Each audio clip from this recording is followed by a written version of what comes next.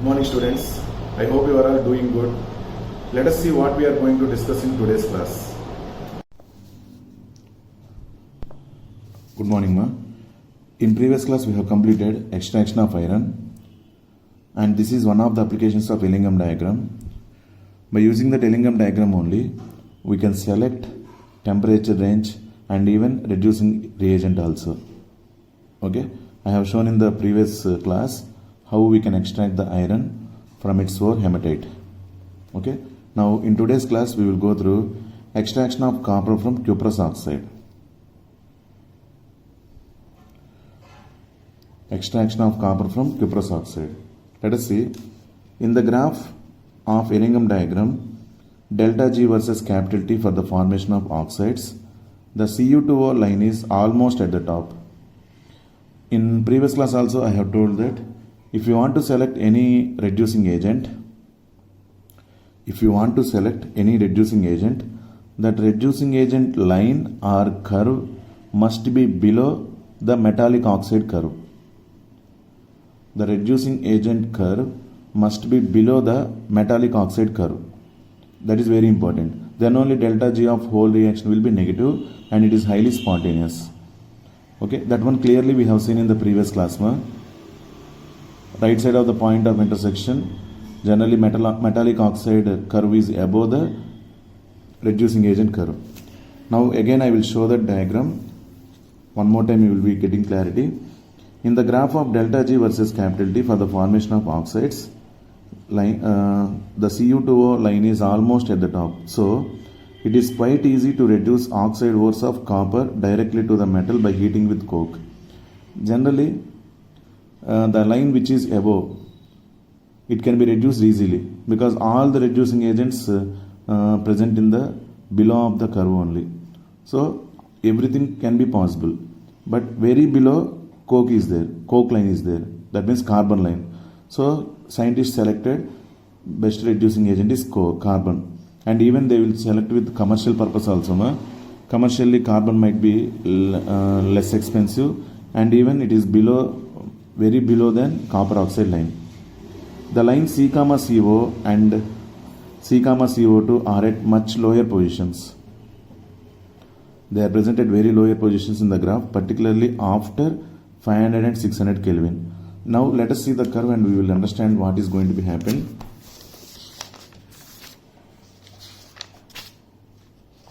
Observe this graph. This is the cuprous oxide curve, which is above the every curve. This one, that line is present above the every curve. Is it okay?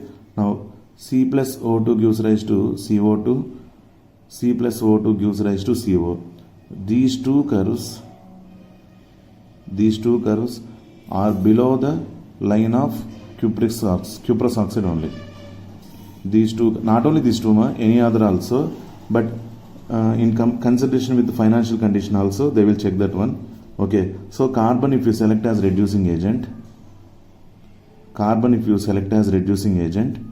these two curves are highly below than Cu2O. Okay, particularly they mentioned that 400 to 500 Kelvin.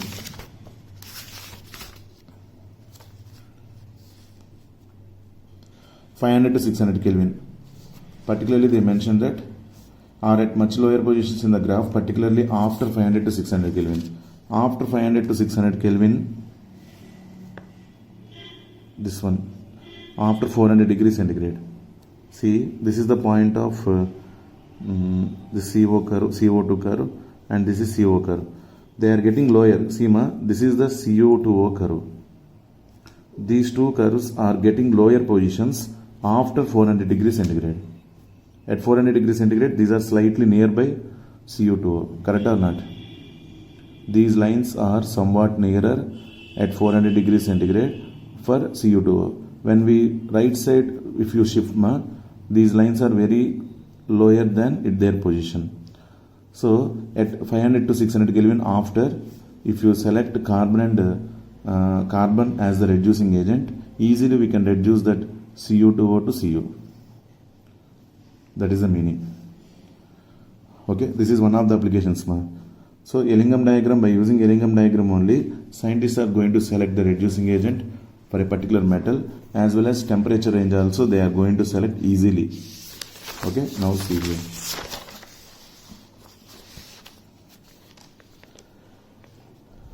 However, many of the ores are sulfides and some may also contain iron.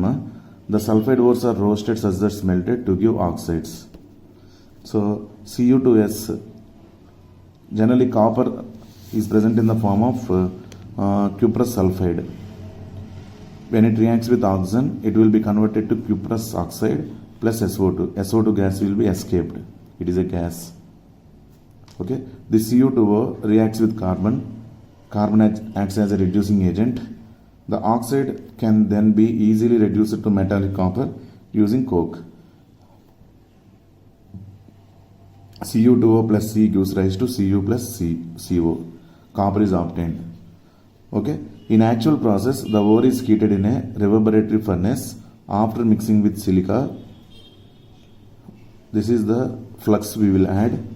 The furnace iron oxide slags off as iron silicate. Now observe.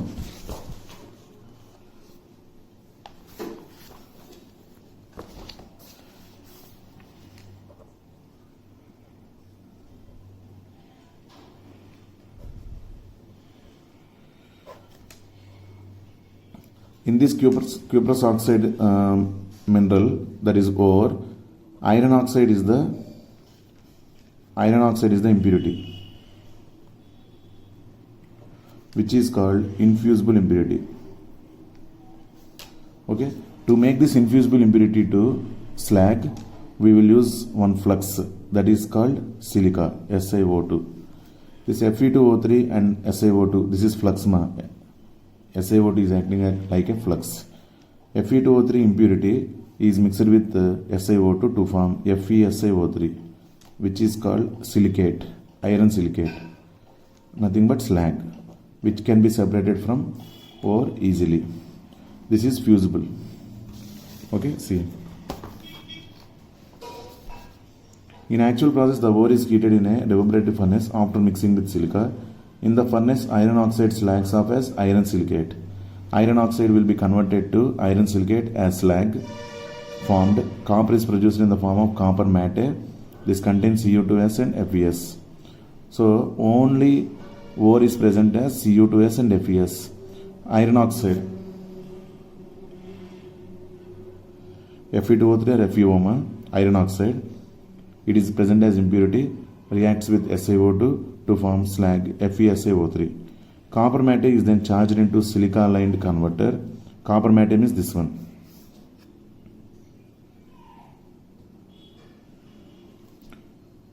Cu2S plus Fes is called copper matte. Important. Cu2S plus Fes is called copper matte.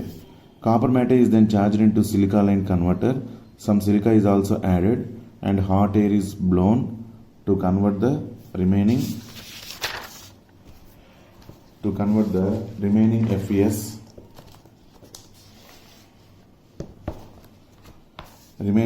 comma FeO and Cu2S such that Cu2O to the metallic copper. So everything which is present as impurity also will be converted to metallic copper. Following reactions takes place. Fes is reacted with 3O2 to form FeO. Now if any Fes is present, see, copper matte is nothing but Cu2S plus Fes. In that, Fes reacts with O2 to form FeO plus SO2. That FeO reacts with silica. We are going to add flux now. That FeO reacts with flux to form slag, FeSiO3. In that way, it is removed. So Fes also removed in that way only. Then 2Cu2S plus 3O2 gives rise to 2Cu2O plus 2SO2. This reaction is going to be repeated, because if any sulfide of copper is there, again it will be converted to oxide by reaction with oxygen. By reaction with oxygen, again that Cu2S is converted to Cu2O. Finally, the Cu2O is reacted with Cu2S to form Cu plus SO2. Okay, ma? This is the actual process which is involved. Previously, I told with the help of carbon, that is simple process only. Okay, now copper is the metal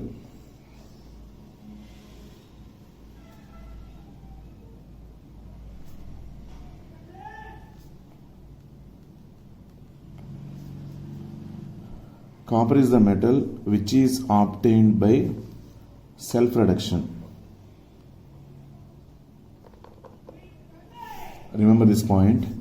Copper is the metal which is extracted by self-reduction. So the metal which is extracted by self-reduction, that is called copper. Remember carefully. The metal which is extracted by self-reduction is called copper. I would like to say because it is important. Now, because see here, Cu2O reacts with Cu2S. Here copper is undergoing self-reduction to form Cu plus SO2. Okay, in Cu2O, oxidation number of Cu is +2. In Cu2S also, oxidation number of copper is +2. This copper +2 is getting converted to 0. In elementary form, copper oxidation state is 0. So +2 is converted to 0. That is nothing but reduction process. Decrease in oxidation number is called reduction process. So copper is getting self-reduction. By using copper itself, it is undergoing self-reduction and copper is going to be obtained. The solidified copper obtained has blistered appearance due to the evolution of SO2, and so it is called blister copper. Okay, now that is about copper extraction. I hope you are clear. Finally, by using metallurgy, thermodynamic concepts, extraction of zinc from zinc oxide we are going to see. The reduction of zinc oxide is done using coke. Again same, ZnO plus C. ZnO plus C gives rise to Zn plus CO at 1673 Kelvin.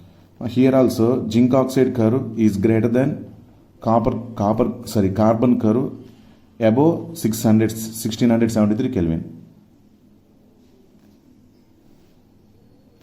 Zinc oxide curve is above the carbon curve, right side of temperature less than 1673. So they maintain the temperature 1673. Is it okay, ma? See once zinc oxide curve.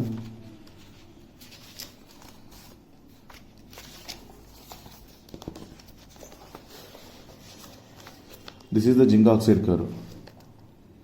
And this is carbon monoxide curve. This is the point of intersection. After the point of intersection, zinc oxide curve is above, carbon monoxide curve, that means carbon curve is below. The temperature is 800 degrees centigrade, that means 1073 Kelvin. Right side of the temperature, 1073 Kelvin, we can use any temperature. Okay, this point of intersection, keep that one in mind. Right side of that one, this zinc oxide curve is greater than above when compared to carbon oxide curve. This is below, this is above.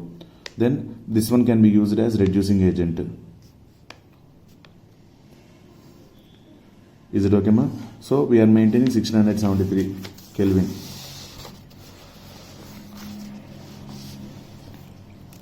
ZnO plus carbon is nothing but coke, ma. At 1673 Kelvin converts to zinc plus CO. The reduction of zinc oxide is done using coke. The temperature in this case is higher than that in the case of copper. For the purpose of heating, the oxide is made into briquettes with coke and clay. ZnO plus C gives rise to Zn plus CO. The metal is distilled off and collected by rapid chilling. So by this, zinc will be separated easily by the reduction process. ZnO is converted to zinc. That process is called reduction of metallic oxide. Is it okay, ma'am? Now, one small conclusion for you. We are in the step of extraction of metal.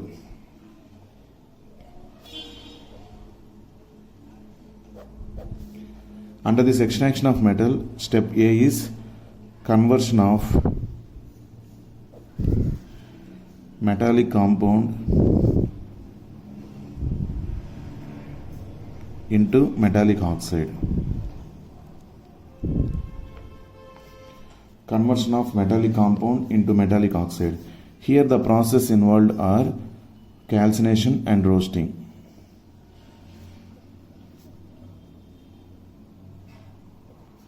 Next B,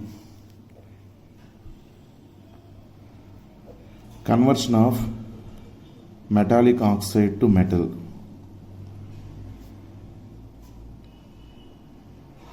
Conversion of metallic oxide to metal. Here this is the process which is undergone by metallic oxide, that is reduction. Reduction of metallic oxide. That's why we need to select one reducing agent. Okay, for moderately and less reactive metals, once again in previous class also I told for moderate reactive metals and less reactive metals, by using this reduction process is nothing but by using selective reducing agent we can convert that metallic oxide to metal. That is 100% correct. Okay, that process is called thermodynamic principles. They are involved with thermodynamic principles because heating is required. Heating of this metallic oxide MXOY in presence of carbon as the reducing agent to be converted to metal plus carbon monoxide. Okay, here heating is required. Heating is nothing but thermal temperature, so it is the term related to thermodynamic. Here we are using delta G is equal to delta H minus T delta S also. By using that only Ellingham diagram was constructed. Okay, after that we have seen applications of Ellingham diagram in extraction of iron, in extraction of copper and in extraction of zinc. Iron, copper, zinc, all these are moderately reactive metals. Copper is less reactive we can say, and iron and zinc are moderately reactive metals. For them, heating of a ore in presence of suitable reducing agent, it will be done. This is called smelting. 100% over this is. Till now this step, conversion of metallic oxide to metal, is involved with thermodynamic principles. Now we are going to take one high reactive metal, aluminium. Now we are going to consider one high reactive metal. High reactive metals examples are potassium, sodium, calcium, magnesium, aluminium. What are the high reactive metals, Potassium, sodium, calcium, magnesium, aluminium. These are the high reactive metals.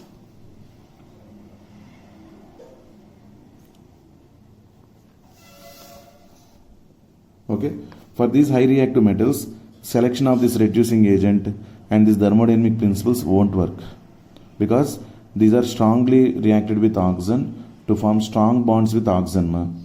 So by using this heat energy itself or by using this reducing agent, we cannot separate oxygen from metallic oxide. That's why here electrochemical principles are required. That is nothing but electrical energy is required. That one we are going to see now. So for this type of strong reactive metals, this carbon reducing agent, carbon monoxide, all these are not valid at all. We have to select electrochemical principles. That one we are going to see now. That is nothing but our heading, electrochemical principles of metallurgy. Electrochemical principles of metallurgy. Okay, till now we have seen the thermodynamic principles, that is by heating, that is called pyrometallurgy. The metallurgy which is involved with heat energy directly. The metallurgy which is involved with directly heat energy is called pyrometallurgy. Now we are going to see for strong reactive metal, aluminium. Then for that we have to see electrochemical principles. Shall we go through that one? See carefully. I hope you are clear about this conclusion.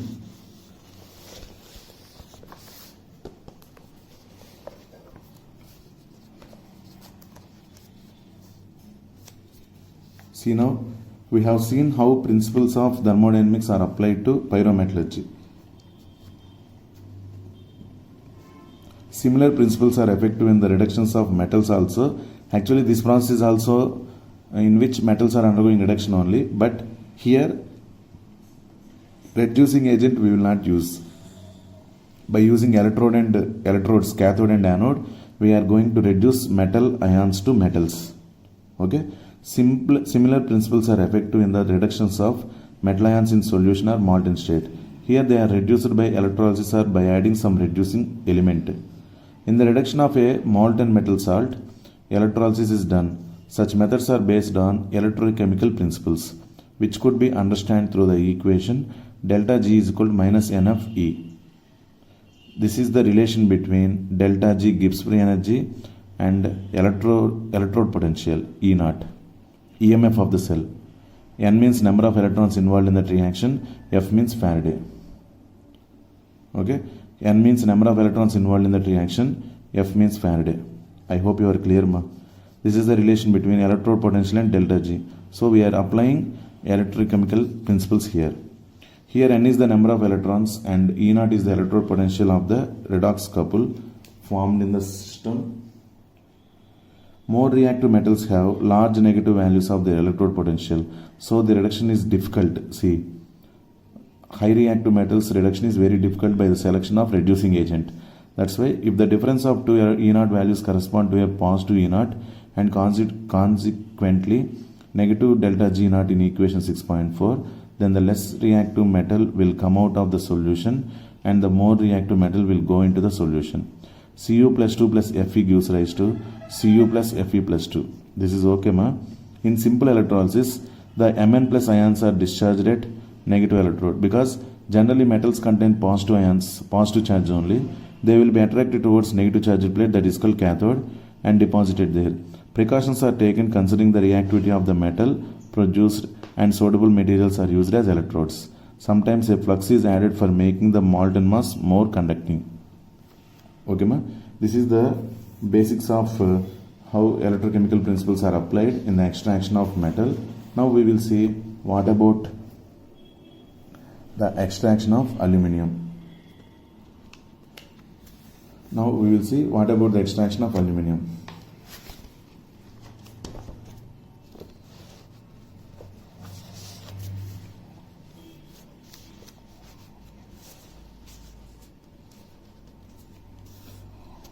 In the metallurgy of aluminium, purified Al2O3. I think in leaching process you might have remembered. In leaching process we obtained purified Al2O3. Okay. In the metallurgy of aluminium, purified Al2O3 is mixed with Na3AlF6. This point is very important. Or CaF2, which lowers the melting point of the mixture and brings conductivity. Why we will use or why we will mix Na3AlF6? Why we will use Na3AlF6 or calcium fluoride, okay, to aluminium ore Al2O3 because it will lower the melting point.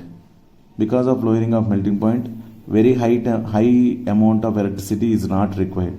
Somewhat less amount of electricity is required to convert that, to make that aluminium separated from aluminium oxide. Is it okay, ma? In the metallurgy of aluminium, purified Al2O3 is mixed with Na3AlF6 or CaF2, which lowers the melting point of the mixture and brings conductivity, and it will increase the conductivity also. The fused matrix is electrolyzed. Fused is nothing but total Al2O3, Na3AlF6 or CaF2 are combined and they are heated to form into liquid state. That is called fused matrix. These three are combined. These three are two. Na3AlF6 and Al2O3 are combined and they are heated to form like a liquid. Okay. The fused matrix is electrolyzed. Steel vessel with lining of carbon acts as cathode and graphite anode is used. The overall reaction may be written as 2Al2O3 plus 3C gives rise to 4Al plus 3CO2. 4Al plus 3CO2.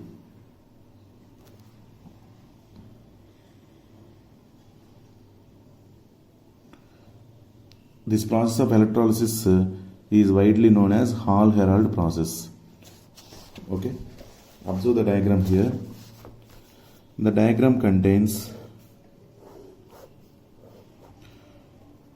outside steel vessel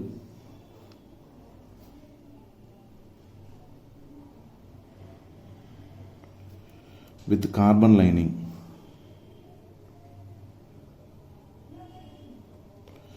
outside steel vessel with carbon lining. Inside we will take molten Al2O3 plus Na3AlF6. Please understand this point, very important ma. Na3AlF6 or CaF2 are added to decrease the melting point and increases the conductivity. Okay na? And into this series of graphite rods are kept. These graphite rods are connected to positive terminal of the battery. Then this is behaving like anode. And the steel vessel is connected to negative terminal of the battery. And it is called cathode. Okay, cathode contains negative charge, anode contains positive charge. Now, aluminum ions and O-2 ions are present in the liquid state because they are converted to Al2O3 is converted to Al plus 3 and O-2. This Al plus 3 contains which charge? Positive charge. They will move towards cathode. So at cathode, Al plus 3 will gain 3 electrons to form 3Al, Al only, solid or molten state.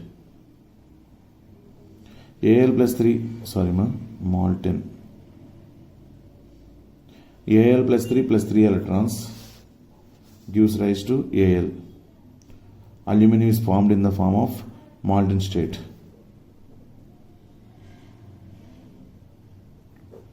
At anode, here, anode contains which charge? Positive charge.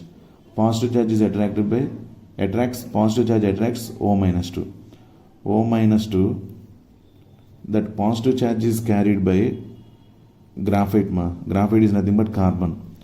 So carbon from anode will react with O-2 to form CO, or carbon from anode will react with 2O-2.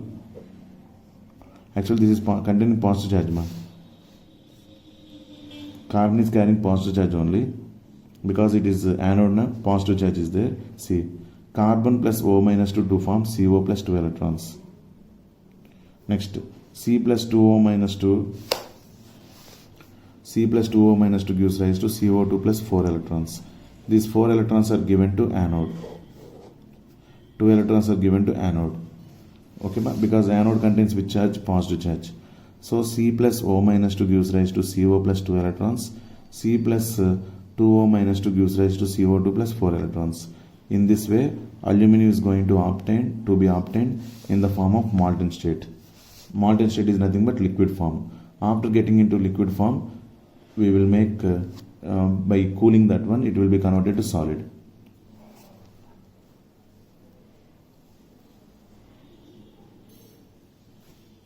By cooling that one, it will be converted to solid. Okay, this is the extraction of aluminum. This process is called Hall-Héroult process. Electrolysis. Actually, aluminum is very high reactive metal. So for separation of aluminum from its oxide, okay, we need electrical energy. So here the process of electrolysis is useful to extract the aluminum. This is about third application of Ellingham diagram. By this, extraction of metals was completed. Next, copper from low grade ores and scraps. Copper is extracted by hydrometallurgy from low grade ores. It is leached out using acid and bacteria. The solution containing Cu plus 2 is treated with scrap iron or H2. Cu plus 2 plus H2 gives rise to, here we have used the reducing agent H2 to be formed as copper plus 2H plus. Like this also we can obtain copper from low grade ores and scraps. Okay, this is about completion of extraction of metals. After that we have a refining process. Finally, after refining also some non-metals were also obtained. That one we will see in last. Okay, now we will see our third step, refining. Before that one, what are the 3 steps of metallurgy? Those 3 steps are, first one is concentration of ore, second one is extraction of metal. In this extraction of metal only we converted metallic compound into metallic oxide and metallic oxide to metal, crude metal. That one only, second step is there, na? Conversion of that metallic oxide to metal. That one is only required with these many steps. Means some metals are required with the reducing agent and some metals are reacted with electrical energy to make that reduction process. Here also reduction only taken place, ma. Observe. Aluminium plus 3 is gaining 3 electrons to form aluminium. Gaining of electrons is called reduction. Here also metal is undergoing reduction only. Metal ion. Metal ion is undergoing reduction only to form metal. But in previous thing we are using reducing agent. Here directly by using cathode it is undergoing reduction. That is the difference. Okay. And our final step of metallurgical concept is third step, that is refining. Refining is also called as purification of metal. Refining is also called as purification of metal. Now we are going to see what about that purification of metal and what are the methods used in purification of metal. We will see now. See, man. A metal extracted by any method usually contaminated with some impurity. For obtaining metals of high purity, several techniques are used depending upon the differences in properties of the metal and the impurity. Some of them are listed below. A. Distillation. B. Liquation. C. Electrolysis. D. Zone refining. E. Vapor phase refining. Chromatographic methods. And these are the total 6 methods are there to purify the metal.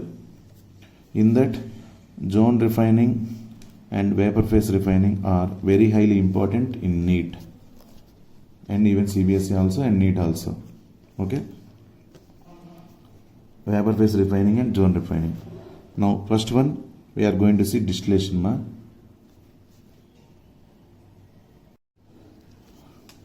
Distillation is nothing but generally liquid state will be converted to gaseous state, like that we will say, by heating. Low volatile liquids here, low volatile metals are useful here. For low volatile methods we will apply this method. See, this is very useful for low boiling, not low volatile, ma, high volatile. That means low boiling metals. This is very useful for low boiling metals like zinc and mercury. The impure metal is evaporated and to obtain the pure metal as distillate. Simple here, metal plus impurities are there. When we heat this one, metal characteristic is it can be volatile, means it has low boiling point. It can be converted to gaseous state easily when compared to impurities. So by heating this one, metal will be evaporated and it is separated into another container and cooled. Here impurities will be remain. So after process, impurities are remained in the normal chamber and metal is going to be separated separately, completely purified metal. Okay, that process is called distillation. Second one, liquation. Here also like that only, low boiling only, generally low melting metal. See, in this method, a low melting metal like tin can be made to flow on a sloping surface. Actually, like this one sloping surface is there. Here we will keep the metal plus impurities and it is getting heated. When it is getting heated, low melting metal is there, na? Slowly it will be melted and it is formed as liquid. That liquid slowly onto the sloping floor, it will come down and it will be separated here. Then here it is remained with impurities. Impurities are in solid state, na? They can be fixed here, and metal is converted to liquid state, which can be sloped down and to be formed as separately metal. In this way we are going to separate. This is called liquation. This is called liquation. Next, electrolytic refining.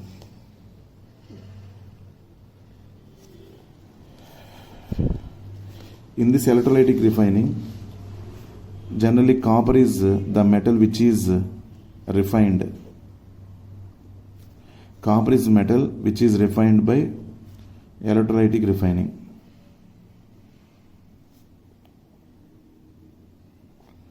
what we are going to do? Copper metal which is impure is made into one plate which is impure copper, and another side pure copper is kept as pure copper. Both are dipped into copper sulfate solution.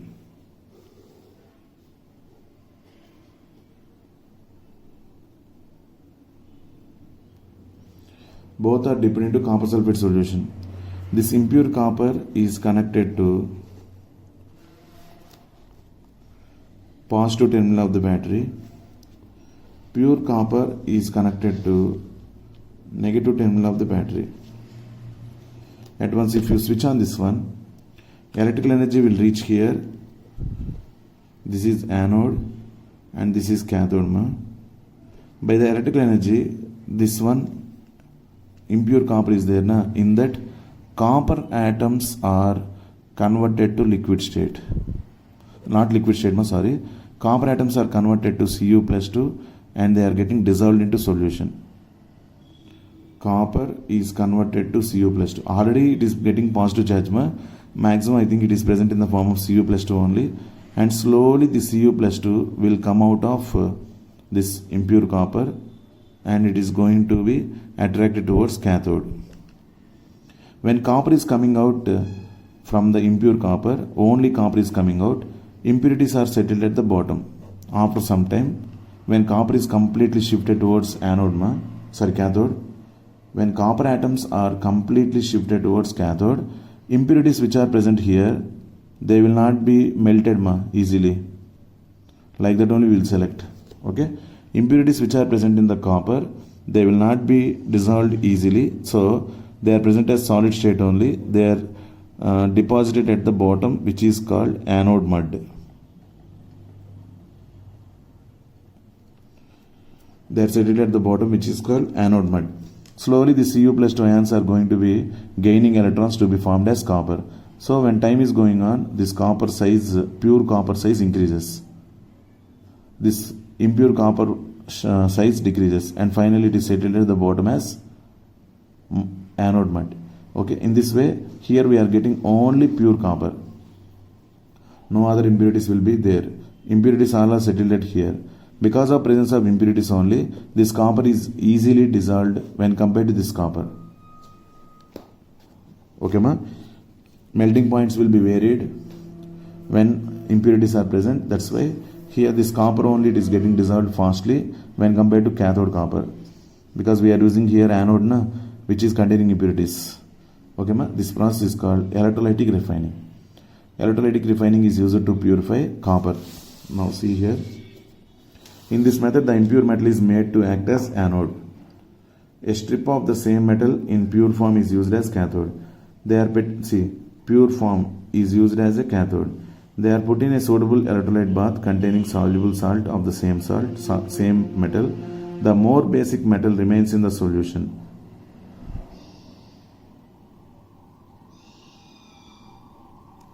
More basic metal remains in the solution and the less basic ones go to the anode mud.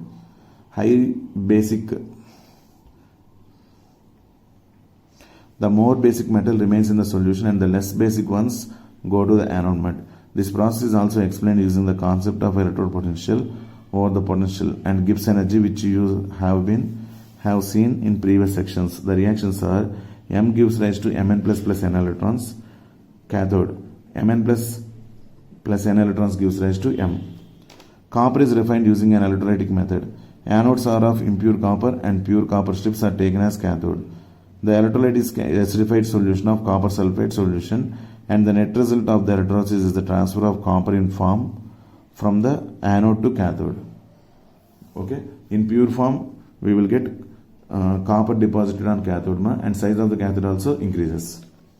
Next, impurities from the blister copper deposit as anode mud, which contains antimony, selenium, tellurium, silver, gold and platinum. Recovery of these elements may meet the cost of refining. Zinc may also be refined this way. I hope you are clear only.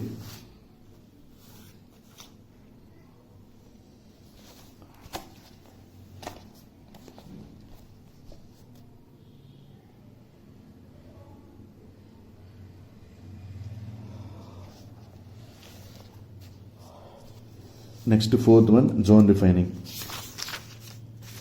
And fifth one, vapor phase refining. Okay ma, easy for us. See, zone refining. This method is based on the principle that the impurities are more soluble in the melt than in the solid state. Let us take, suppose, let us consider this is molten any metal iron. In this, impurities will be dissolved.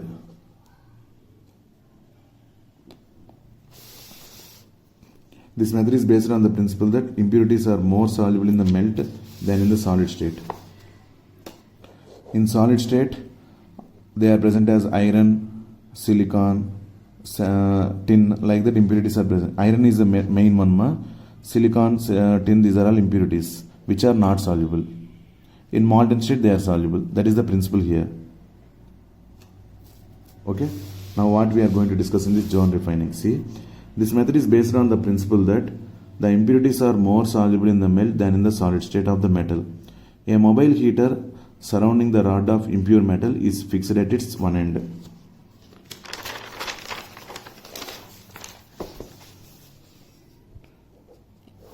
Like that, one impure metal contains impurities. These dots, whatever I am showing, those are all impurities. It is kept in a glass tube which is kept with two roller heaters which we can move easily. Heaters, they will provide heat energy. Okay. Correctly at this zone where the rollers are present, okay, the metal is getting heated and it is converted to molten state. These impurities which are present here, it will be soluble. The impurities which are present in solid state here, as once this iron is going to be converted into, this metal is going to be converted into molten state, they are getting soluble. Slowly this roller is moved. While the roller is moved, this molten state here it will become.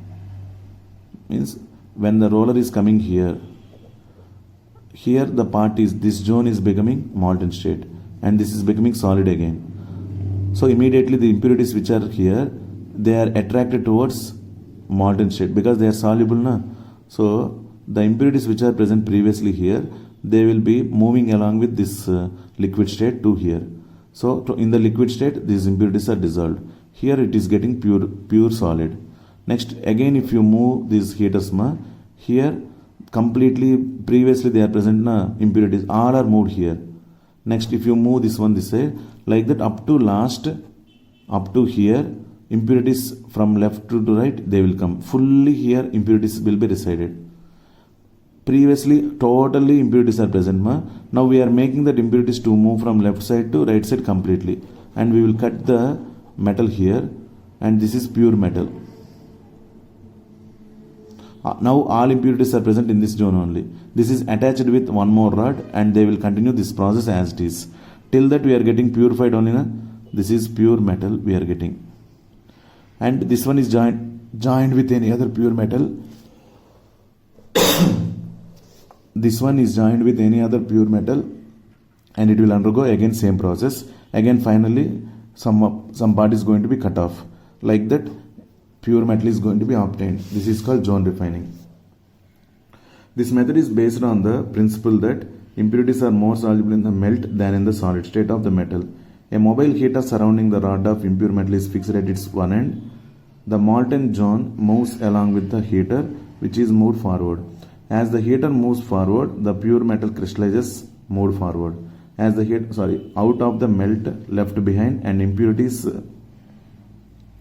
pass on into the adjacent new molten zone. So slowly impurities are also passing on to the moving zone, that molten zone. This process is repeated several times and the heater is moved in the same direction again and again. impurities get concentrated at one end, so they will come to one end finally.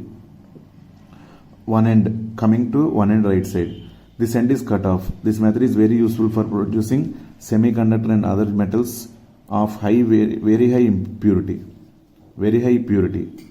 Example: germanium, silicon, boron, gallium and indium, which are useful in defensing, to manufacture the weapons which are useful in defense industry, government. Okay na? That is about zone refining. Next we are going through vapor phase refining. In this method, the metal is converted into its volatile compound.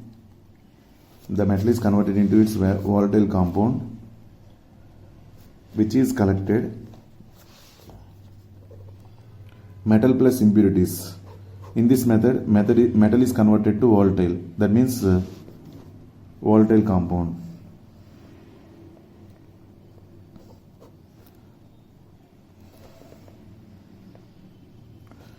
In this method, the metal is converted into its volatile compound, which is collected and decomposed to give pure metal. So the two requirements are: metal should form a volatile compound with an available reagent. The volatile compound should be easily decomposable so that the recovery is easy. So again, that metallic compound which is volatile, it should be decomposed to metal easily. Then we will get metal easily. Okay. For example, following examples will illustrate this technique. What are the following examples which are going to illustrate? Mons process and Van Arkel method. Mons process for refining nickel. This is also highly purified nickel we want to obtain. Nickel is heated in a stream of carbon monoxide. Nickel is solid. Nickel plus impurities are in solid state. They are heated in the stream of carbon monoxide. Then only nickel will react with carbon monoxide to form a volatile compound, gaseous compound. Only nickel is reacted with carbon monoxide, forming a volatile complex named as nickel tetracarbonyl. This complex is decomposed at higher temperature to obtain pure metal. So here nickel plus impurities are there.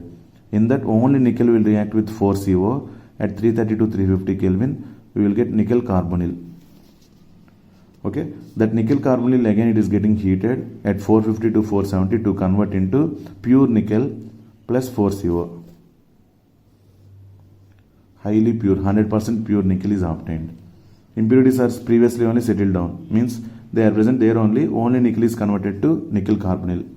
Same way Van Arkel method for refining zirconium or titanium. This method is very useful for removing all the oxygen and nitrogen present in the form of impurity in certain metals like zirconium and titanium. The crude metal is heated in an evacuated vessel with iodine. Here instead of carbonyl CO, we are using iodine. The metal iodide being more covalent volatilizes easily. Zirconium along with impurities, if it is heated in the presence of iodine, only zirconium atoms are going to react with iodine to form volatile compound zirconium iodide. This is converted to gas state. This is sent into another room and heated at 1800 Kelvin, in which zirconium iodide is converted to zirconium and iodine. The metal iodide is decomposed on a tungsten filament. Okay, electrically heated to about 1800 Kelvin. At that 1800 Kelvin, again this zirconium iodide is converted to zirconium and iodine, which is completely pure. The pure metal deposits on the filament, and we will scratch that one and we will obtain that. Okay, ma? And finally, chromatographic methods.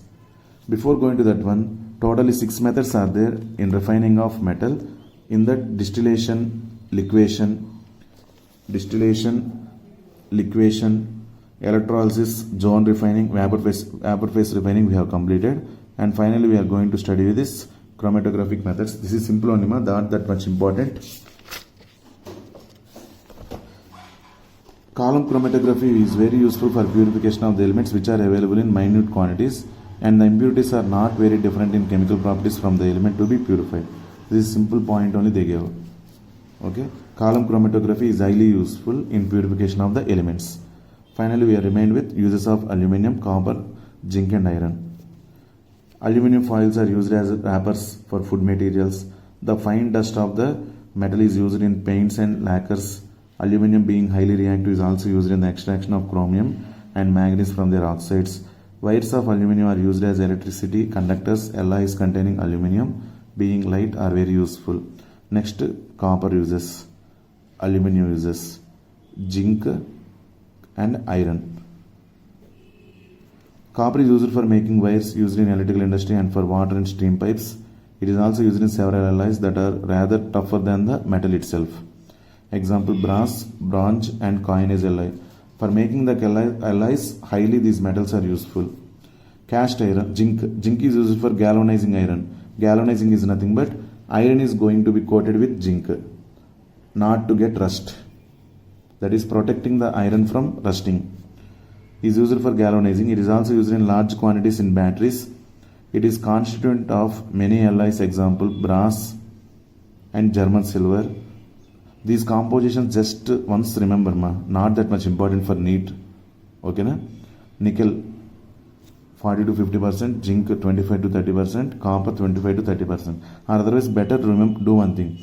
These brass composition and German silver composition you can remember for NEET also. If they give by chance, we can answer that one. Zinc dust is used as a reducing agent in the manufacture of dyestuffs, paints, etc. Cast iron, which is the most important form of iron, is used for casting stoves, railway sleepers, gutter pipes, toys, etc. It is used in the manufacture of wrought iron and steel. Wrought iron is used in making anchors. Anchors means for ships, stopping the ships we will use wires, bolts, chains and agricultural implements. Steel finds a number of uses. Alloy steel is obtained when other metals are added to it. Nickel steel is used for making cables, automobiles and aeroplane parts, pendulum, measuring tapes, etc. Chrome steel is used for cutting tools and crushing machines. And stainless steel is used for cycles, automobiles, utensils, pens, etc. Okay, ma? These are the uses of aluminum, copper, zinc and iron. This is simple English only. Once you can read, you will understand easily. Okay. And finally, a summary of the chapter. They give different metals and their occurrence, ores, common method of extraction, remarks. Copper is obtained by self-reduction process. Okay, ma? Once go through this table problem, it will be clear. By this, major part everything is completed, and finally we have oxidation reduction. Besides reductions, some extractions are based on oxidation, particularly for non-metals. This is for non-metals only, because generally non-metals will gain their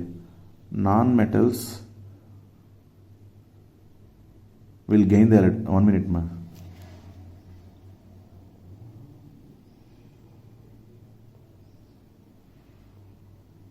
Correct only. Non-metals means they are in the form of ionic form, Cl minus. That Cl minus wants to be converted to Cl means by losing electron. Losing of electron is called oxidation. Okay. Besides reductions, some extractions are based on oxidation, particularly for non-metals. A very common example of extraction based on oxidation is the extraction of chlorine from brine in seawater as common salt. See, 2Cl minus, it is present in the ionic form. When it reacts with water, we will get 2OH minus plus H2 plus Cl2. 2Cl minus is converted to Cl2 by losing 2 electrons to anode. Okay. The delta G naught for this reaction is plus 422 kilojoules. When it is converted to E naught using delta G naught is equal to this one, we get E naught is equal to minus 2.2 volts. Naturally, it will require an external EMF that is greater than 2.2 volts, but the electrolysis requires an excess potential to overcome some other hindering reactions. Thus, Cl2 is obtained by electrolysis, giving out H2 and aqueous NaOH as byproducts. Okay. Electrolysis of molten NaCl is also carried out, but in that case sodium metal is produced and not NaOH. This one we have seen in electrochemistry also. Clearly, this electrolysis process we have seen in electrochemistry also. Sodium metal is produced and not NaOH in brine solution. Electrolysis of molten NaCl is called brine solution.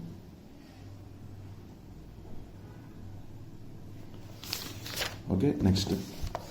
And finally, as studied earlier, if it is silver or gold, as studied earlier, extraction of gold and silver involves leaching the metal with Cn minus. This is also an oxidation reaction. Ag is converted to Ag plus or Au is converted to Au plus. The metal is later recovered by displacement method. Au plus 8Cn minus plus H2O plus O2 gives rise to AuCN twice minus. Then this AuCN twice minus is reacted with zinc. Zinc will replace the gold and gold will come out as metal plus ZnCN4 2 minus. In this reaction, zinc acts as a reducing agent.